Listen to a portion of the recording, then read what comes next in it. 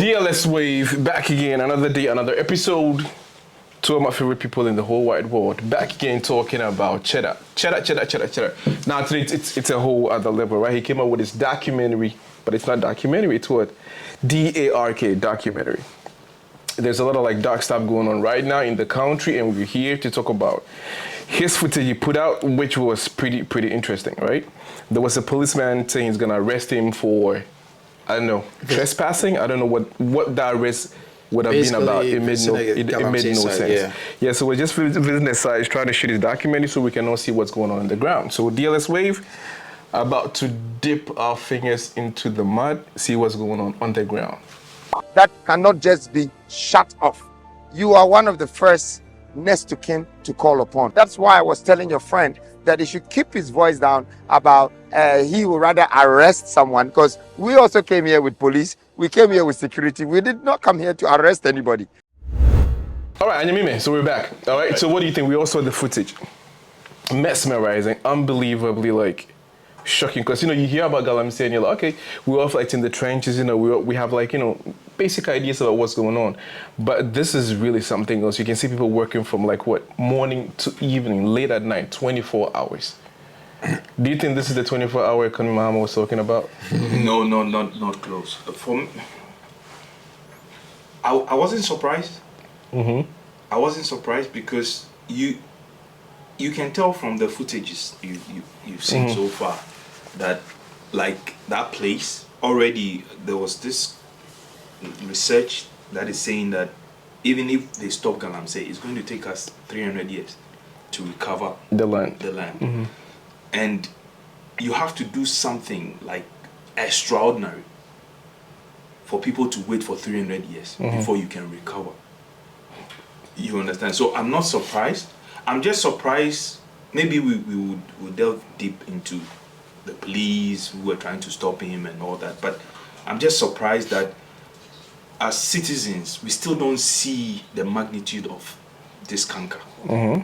And we are playing body politics with it. And that is what actually irks me a little bit. Yeah, but I think people are seeing it. But the point is they're helpless pretty much. If you see it, I see it. What can we really do to have an impact on stopping the Galamsey operation or illegal mining activities? So in this case, I don't think it's about the cities. I think it's more about the leaders, right? The big gurus, the top guns. I think, or do you think it's a 50-50 share? It's like the citizens or these guys on the ground causing the...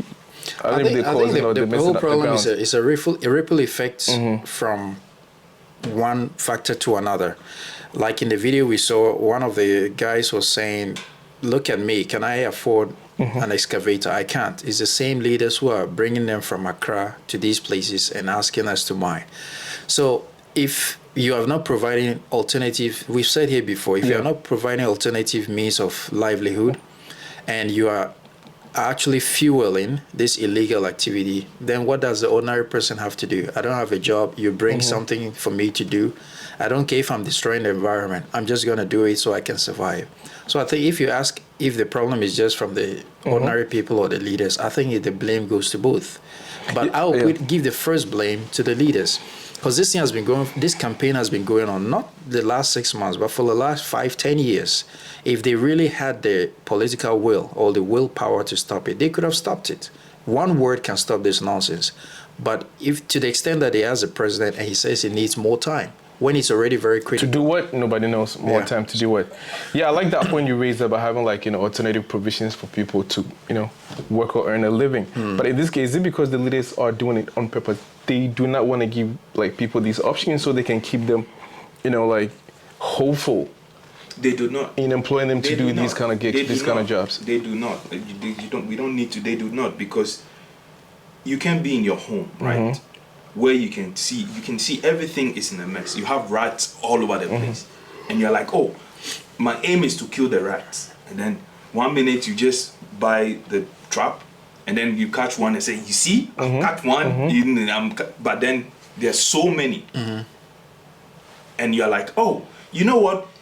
You see, it was because Mr. L came into my home the last time. That is why I've not been able. They are always finding excuses. And the youth, actually, I won't say the youth, but the people mining, right? As in the natives. Let me use the natives. I've seen videos where a lot of them are talking about they don't have jobs, right? That is their only source of income. So if the government is willing to create avenues where they can go back and work, then they are willing. To me, it's actually an excuse. Right? I get there are no jobs, but it's an excuse to continue doing harm to society, your own society. So, yes, government will take about 70%, and then the citizens will take. And the problem we don't have leaders. Let's be fact. We don't have. No, let me use. We don't have great leaders. We have people who know. I'll lead you. This is the way. Let's go. But how the road is told. Anything that will lead you to a better destination, they don't care. Yeah. I just ahead of. Yes, that's what I'm saying. I mean, when you look at an instance like this takes me back to that Don Bronsohene, who said Cheddar came to his town, he did not, accord him with or acknowledge him with the right respect or honor or whatever that is due him. So he's kind of like, naming and shaming. So this brings back that memory, thinking, you guys have these townships and all these Galamseys going on there. Now these guys are fingering, in the past we're fingering you guys for being behind all these schemes. So in this case, are the chiefs even worthy of the so-called honor and respect they're supposed to be receiving? Well, not all of them, but for sure we've seen in reports. I mean, Dr. Frimpong Boateng, he came out with a report that at the time he was resigning, naming politicians and some chiefs that were involved in this Galamsey that was thrown away. And currently, even on the ground, when people interview these Galamseyers, they mention politicians, they mention chiefs who come and take like their royalties or revenue or whatever, and the police, basically the whole upper structure of the society. So I think that the people who are supposed to fight it are the ones who are involved. So it's a whole convoluted situation that is, it's like who watches the watchman? Yeah. Because the watchman and the watcher, the supervisor of the watchman are all involved in the same deal. So who is to correct who? The checks and balances are broken. So it's a very, very difficult fight. That is why I think that some individuals and some ordinary citizens are taking it upon themselves now through demonstrations, marching to the sites and destroying things, because the powers that be who are supposed to manage the situation are not doing it from above. So it's becoming very, very chaotic. So, but my thing, right, is I'm seeing Cheddar on this trip. He's doing this 276 constituency run. And now he's doing this Galamsey, checkups and exposing what's really going on. So in this case, my question is, why are the leaders, why are the chiefs, why are the politicians, the big gurus, the big guns, the IGP, why aren't they going on the ground like Cheddar is doing? Because that's what we're saying. If they're saying they're not responsible, right? Yeah. Cheddar seems to be the only one out there, but leading or championing this fight. Bro, the answer is in the pudding. You can tell. You cannot tell me you are solving an issue or you want to solve an issue and you don't take steps to do it. You cannot do it. You cannot solve an issue sitting in your room. Okay, unless you are a tech country where you can fly drones and stuff, where you can sit somewhere and then you can. But we are not. We are like 70 years behind. So I'm saying everything is in the pudding right there. We can see the truth is in the pudding. All of them. For me, I don't take all the politicians because listen. If I'm doing some wrong and you don't tell me, hey, and you've kept quiet, you are part of it. Yeah, you're complicit. Yep. Thank you.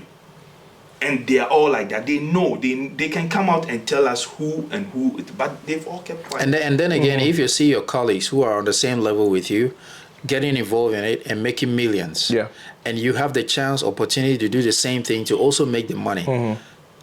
And at the same time, you cannot report or do anything about it because everybody's involved. What do? You join them. They say if you can't defeat them, you join them. Yeah. And that's what is happening. I don't think every politician or every chief or whatever has that sort of negative mindset. I think some genuinely want it. But then the environment in which we are will influence you. Hey, Sadi, if I don't join and I leave power, all these other people, my family even call me useless because all your colleagues have made it, you didn't make it. Then they join in. It's very easy to get influenced. And let's not forget, we got sometimes we say some power supersedes other powers, Exactly, right? yeah. So you might get threats, you might get something from the upper echelons in power, right? If you do not Let me chip cooperate. in this. There's, I won't mention names, but there's someone in the Flagstaff House there, and I'm told when Jubilee House? Jubilee House, when he was brought in, he was the one like the most focused. He wants to get things done, but currently he's the most corrupt, right? How he, that is why we are not the country. Look, when you look from afar, you can see the country is just going down. Every aspect, every aspect, and it takes leadership. So why are they quiet? If you're delusional and you don't think there's something wrong with the family, family, with the country, take a look at Black Stars. That's my thing. Exactly. Yeah. Classic case. Yeah. I think what you just said is what is described as acculturation. So when you find yourself in a very dominant environment, the weaker factor will definitely fall in line. You succumb. Of course. You can't, there's nothing you can do, especially when it comes to money. And I don't know if you're going to come to that question, but I'll just take it from here and even go further to say that I have said to many people off camera that the reason I think the top leadership of the country can't put a stop to this nonsense is, you remember when the current government came into power, they came to China to borrow some $2 billion, and they said they were going to pay back. It was resources for money. They were going to pay back not with money, but with resources. And the main resource was, I think, bauxite. Their tenure is almost over. We haven't seen the bauxite plant, but the money has come. I don't know if they received the whole $2 billion, but I think they were receiving it in tranches.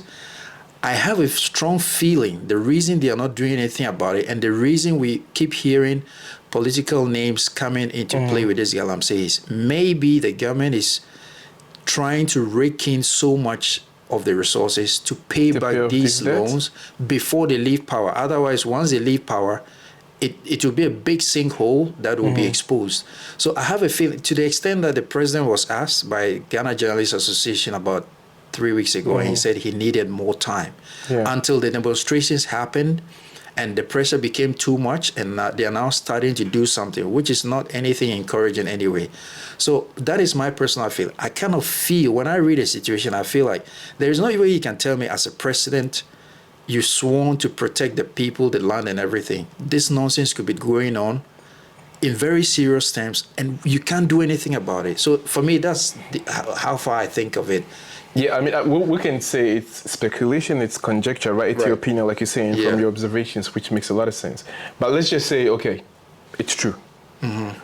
Isn't it possible for them to do it in a more legal and legitimate way to pay off the debt? It's the same thing.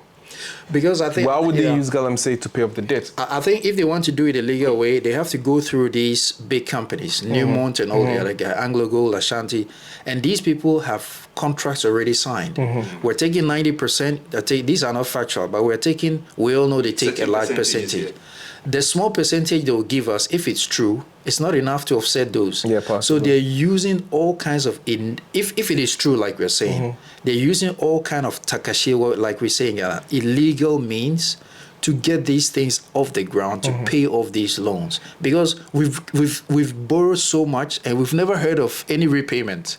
And judgment debts and all these things will be exposed if you don't win the next election. It was last week where a report came out that we owe China over something billion, and like you said, it's a never-ending zeros. You cannot even finish writing those zeros. So it's like, all right, we gotta move on. All right, let's get back to the grab about this documentary thing, because one thing I noticed, it's very interesting when you kind of like watch from afar.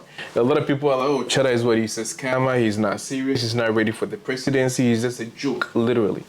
So when I look at him in such scenarios, right? Who in Ghana currently is more passionate about fighting this canker than Cheddar?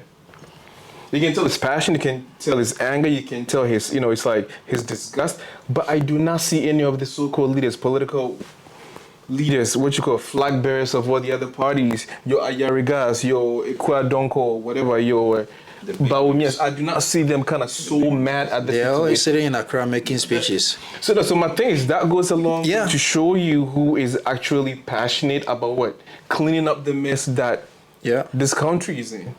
So what is it going to take for people to understand that Cheddar is about business? Oh, for him to gather the votes he needs.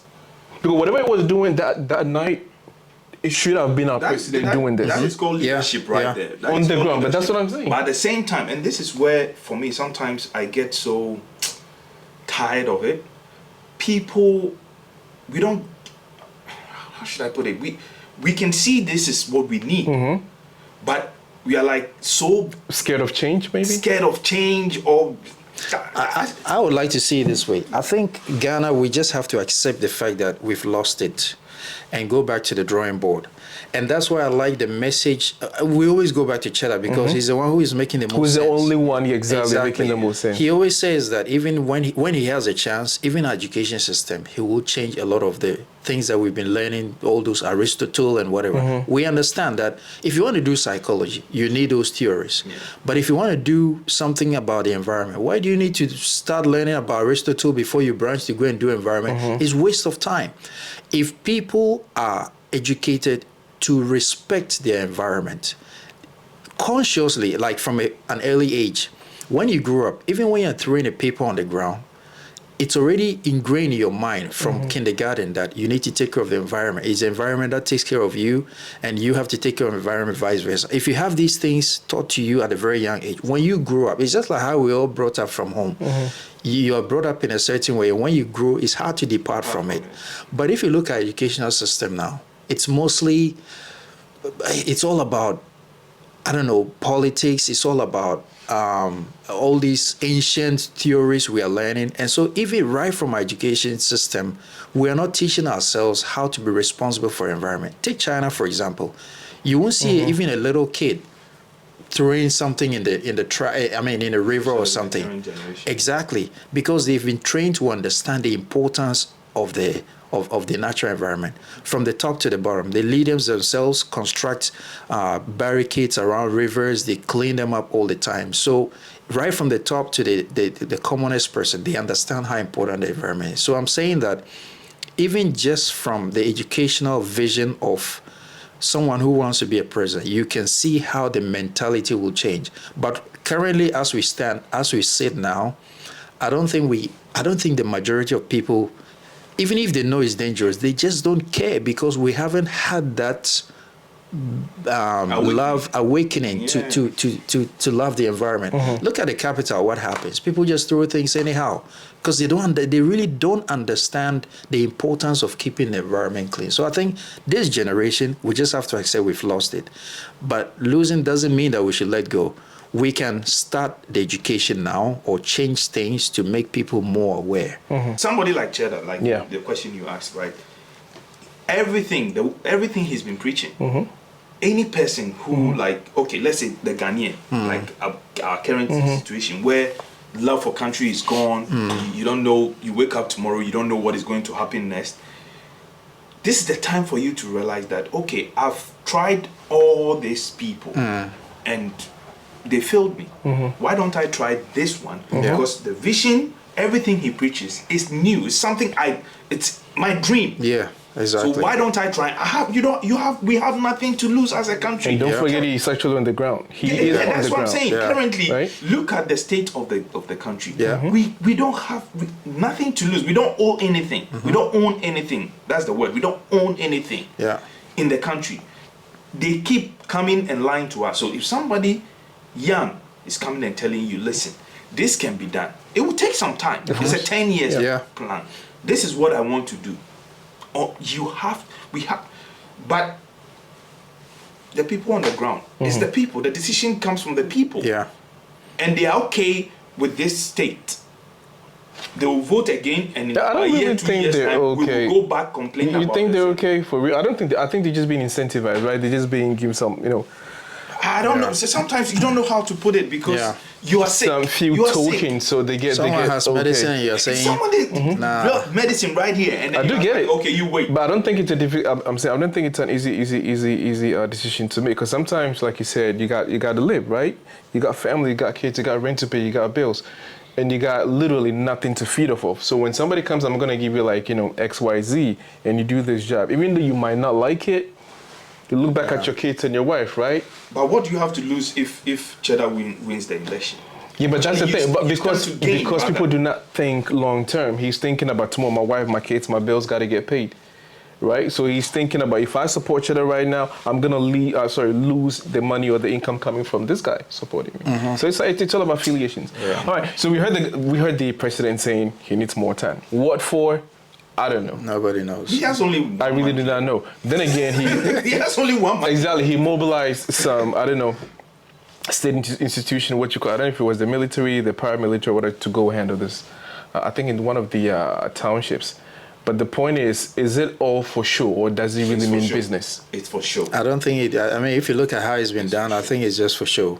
Because if you have to do something like that, first you declare a state of emergency. And 2-3 days later, you deploy the military. But then again, the thing is, from when you look at it from a ethical point of view, you haven't provided an alternative source of income or livelihood. So if you do all these things, the one really funding the operation. Yeah, until the time you provide that, a lot of people would have lost their life. For me, like I said, I'll vote for somebody like Cheddar anyways.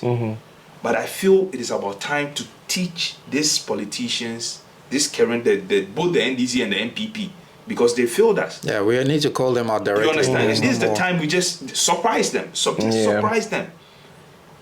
Cheddar will come, we give him the first 4 years and see what he will do. Yeah. We don't have anything to lose anyways. Because like you said, look at the state. Every sector. Every sector. Nothing is working. Nothing is working. Yeah. So if you really want like a crystal clear,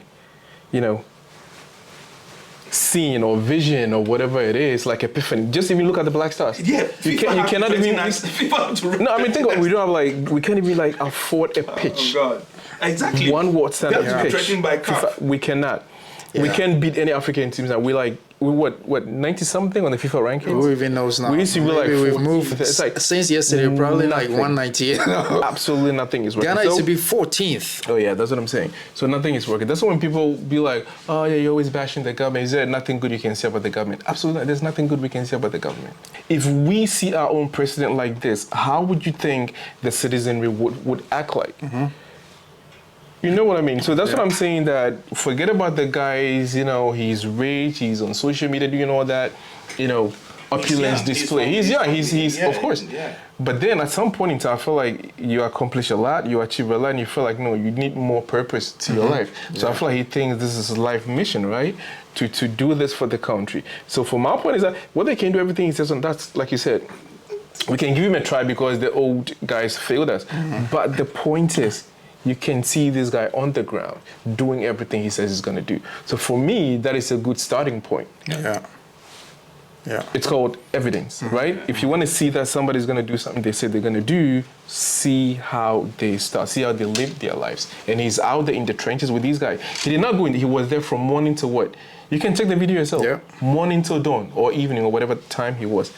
So we haven't seen anything like this from any of our politicians. Honestly, I don't know if anybody has, but I haven't seen anything. And there was this crazy cop police guy standing there saying he's going to arrest him. For what? Right? It's so ignorant. So yeah, from us at DLS Wave, we cannot, opine on our displeasure as much as we want to because time will not permit. So we'll see you on the next episode.